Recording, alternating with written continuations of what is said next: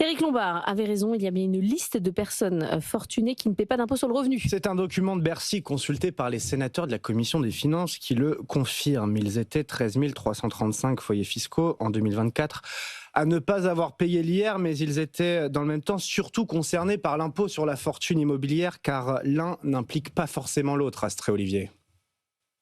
7% des Français qui détiennent un bien immobilier d'au moins 1 300 000 € ne paient aucun impôt. Et plus le patrimoine immobilier est élevé, plus ils sont nombreux en proportion à échapper totalement à l'impôt sur le revenu.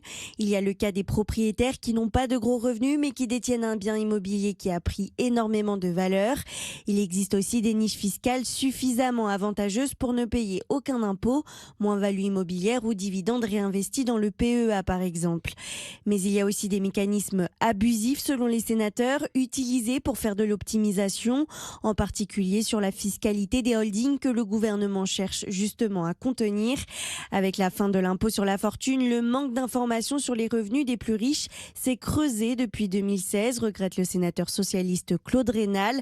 Selon lui, il faudra d'abord collecter de nouvelles données pour espérer combler ces trous noirs fiscaux.